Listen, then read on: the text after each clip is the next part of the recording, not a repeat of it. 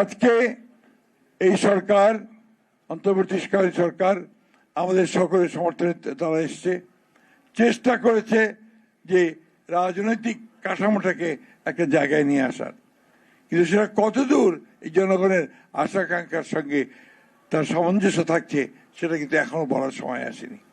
আমরা বারবার বলেছি যে নির্বাচনই হচ্ছে একমাত্র পথ যা দিয়ে একটা ট্রানজিশন টু ডেমোক্রেসি, গণতন্ত্রে আমরা যেতে পারবো এবং জনগণের আকাঙ্ক্ষাকে সেখানে আমরা প্রতিফলিত করবার চেষ্টা করতে পারবো। যাই হোক, অনেকটা বিভ্রান্তি, অনেকটা হতাশা এবং অনিশ্চয়তার মধ্যে দিয়েও কিন্তু এই নির্বাচনের এখন একটা সম্ভাবনা দেখা দিয়েছে যে 26 ফেব্রুয়ারি মাসে এই নির্বাচন অনুষ্ঠিত হবে। এখানে কিছু গোষ্ঠী, কিছু মহল আজকে পরিকল্পিতভাবে এই বাংলাদেশে একটা অনিশ্চয়তা সৃষ্টি করতে চায় এবং তারা বিভিন্ন রকম দাবি তুলে নির্বাচনকে ব্যাহত বা বিলম্বিত করতে চায়।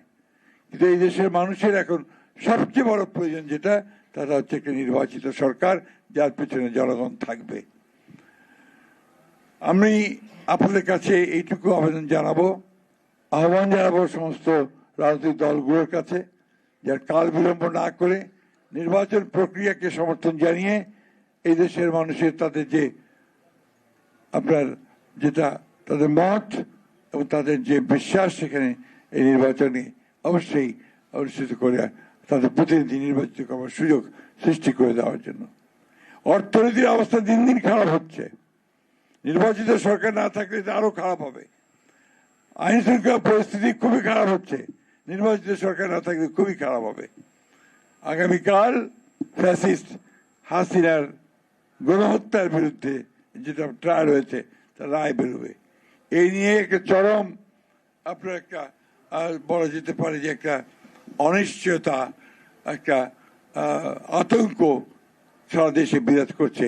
এই নিয়ে কোনো এটা বলার কোনো অপেক্ষা রাখে না এবং একটা মহল এটা নিয়ে বাংলাদেশে আবার একটা নৈরাজ্য সৃষ্টি করার জন্য পায়তারা করছে। আমাদের আজকে রুখে দাঁড়াতে হবে। বাংলাদেশের ছাত্রদের গণ অভ্যুত্থানের মধ্য দিয়ে যে সুযোগ আমরা পেয়েছি সেই সুযোগ যেন আমরা নষ্ট না করি।